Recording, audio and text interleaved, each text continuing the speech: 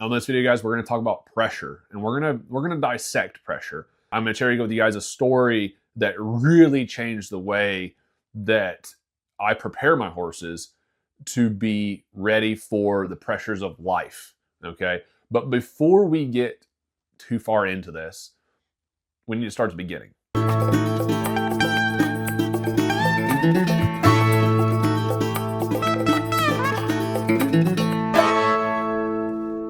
The beginning is right where you're at and right where your horse is at right now in your journey.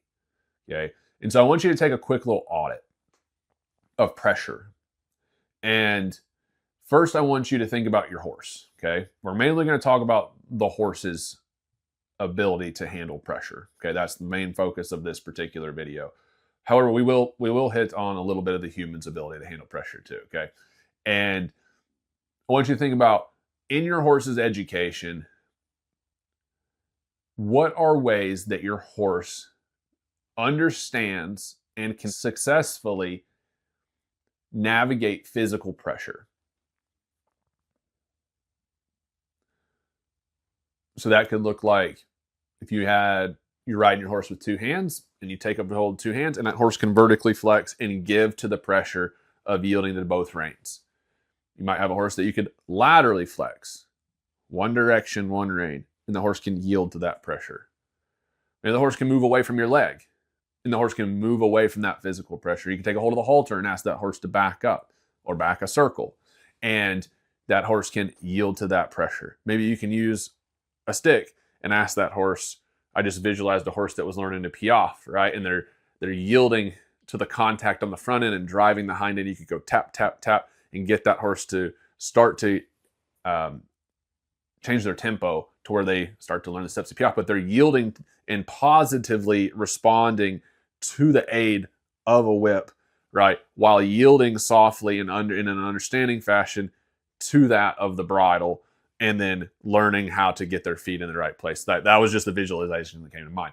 And that is yielding to physical pressure, okay, in a positive way, all right? Now I want you to think about things that your horse does not yet know how to or is not willing to do in terms of yielding to physical pressure.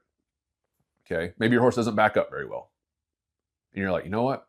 My horse doesn't really yield either to my leg or to the bridle, and they don't back up very well. Or they don't move their shoulders very well, right? Or they're not moving their hips over the way they should. Okay? Just think about physical ways, physical things at this point. All right, we're going to talk about two other ways of being able to work with pressure. But we need to work with where we're at right now and take a little audit of what is your horse doing successfully, but also what needs working, okay? And we're going to talk about the practicality of preparing our horses for pressure and that little story I'm going to share with you here in a minute, okay? Because that was a game changer for me with my own horses and my client horses particularly. And so if we shift from physical pressure to mental pressure, okay, so I would go physical, mental, emotional. And I want to make sure this is very clear. The mental side for me is very much based on that horse's understanding. Okay, that horse understanding what is asked of them and the mental understanding of what is asked of them, so that way if the mind is doing what the mind needs to do, the feet will follow, okay? Whereas on the emotional side, we need to have physical fitness, mental fitness, emotional fitness, okay? And when we're developing the mind, we're really developing that horse's understanding. When we're developing that horse's emotional fitness, we're developing that horse's ability to go through different types of experiences in their life and to handle different levels of pressure, right? Ultimately, the goal is do not pique their emotions, right? Or at least do not pique their emotions in a way that is undesirable, right? Because when we talk about a horse getting emotional, many of us go, man, that horse could be bolting, bucking, frightened, scared. Could be, fight, flight, freeze, those types of things. That would be a horse getting emotional. But also you have on the other side of the spectrum, a horse getting excited, right? A horse that gets excited is an emotional horse, right? And you see horses sometimes, I've talked with jumping trainers, and you start to teach a young horse to jump, and they come off on the other side of the jump and they buck and kick, and they're like, whoa, this is fun, right? And I've talked with those jumping trainers about how they think about handling those types of situations. And I've also put young horses on cattle, and some of those horses get really excited when they start to learn that they can push that cow around and they can drive that cow and be bossy to the cow. Then they can get pretty excited. And those are emotions, right? And we ultimately don't want our horse to push a cow and then start bucking around because they're excited, right?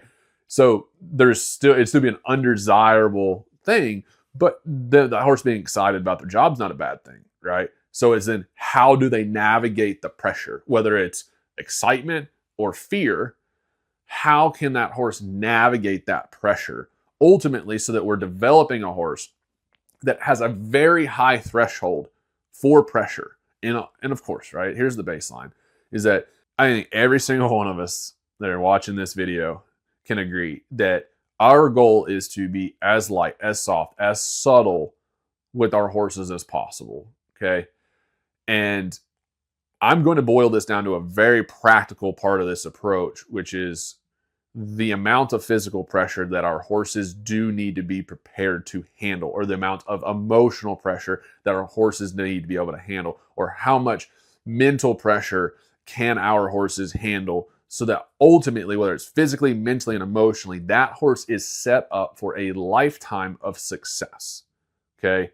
And so I'll go ahead and I'm gonna transition into this story really quickly, because this is a big game changer, and I hope that it sheds some light for you potentially in your journey, and it'll at least give a lot of context and make sense of why I'm coming from the angle that I come from. And so I very much started my journey to become the very best horseman that I possibly can be. I'm still dedicated to that particular path, right? Where every day I want to get better. Every time I get on my horses or work with my horses, I want to learn something. Okay. And I can learn something. I'm like, you know what? I shouldn't have done that. Okay. And I learn from it. And I just do my best not to make that mistake again. Right. And other times I get on my horse, I'm like, I felt something I've never felt before. And so every time I work with my horses, I'm looking for things that I do like or I don't like. And I'm constantly trying to get better.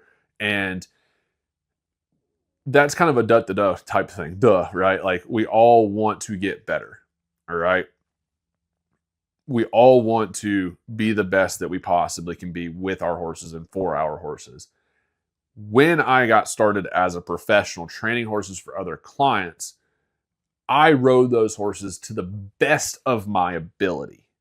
Okay. So I was looking at my potential as a horseman. And I'm like, I'm going to ride this horse to the best of my knowledge that I possibly can. I'm going to give that horse my very best. And I'm looking at the horse's potential, and I'm going to ride that horse to the highest level of that horse's potential, because ultimately in my life, this is a little personal, but like if I had a fear, is that I don't live up to the potential that God created me to fulfill. Okay.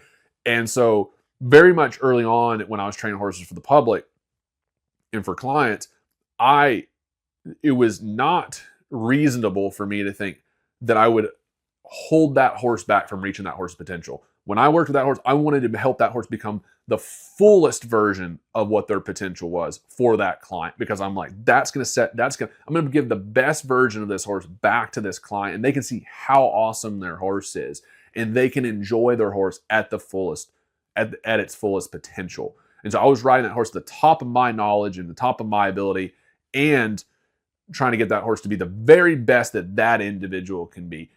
All the while trying to be as subtle, as light, as having that horse as responsive as that horse could possibly be. Of course, safe and, not reactive, but responsive all the way through.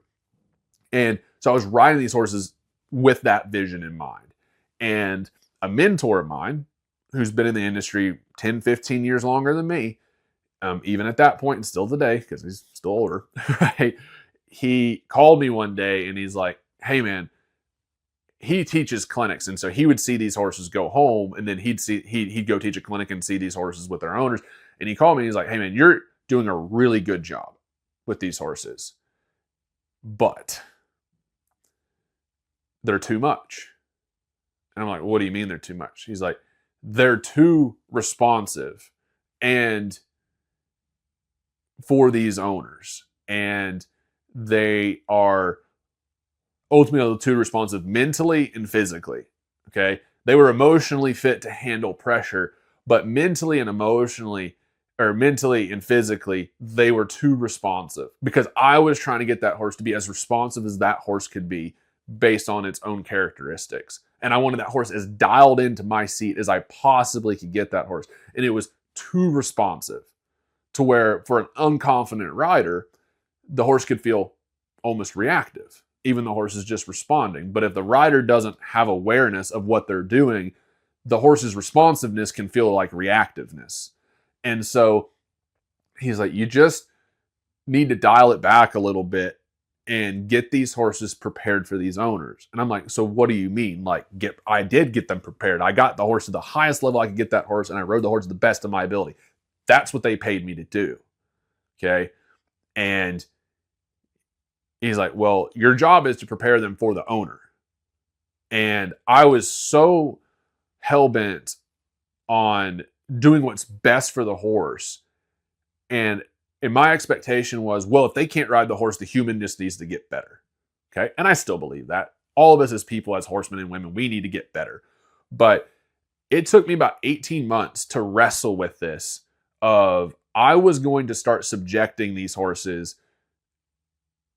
That's how I felt about it, right? I was going to start subjecting these horses to less than ideal pressure, because I needed to prepare them for a human that wasn't necessarily putting the work in with their horses, or wasn't trying or going to be capable of reaching a level in their horsemanship where they could feel confident on the back of this horse. And I wrestled with this, because then I felt like I'm telling you what I was feeling in the moment, because some of you guys might feel this way as I start to talk about the pressure that we need to expose our horses to.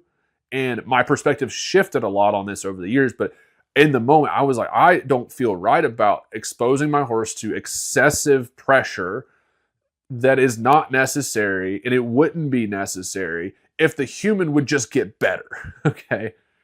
And so I was just stuck on, people need to get better with their horses so that their horses can have a better quality of life. And there is a truth to that, right? We all need to get better so that we can be better for our horses, and their horses' lives can be better in terms of how we communicate with them and all those types of things, right? There's layers and levels to unlock within all of this.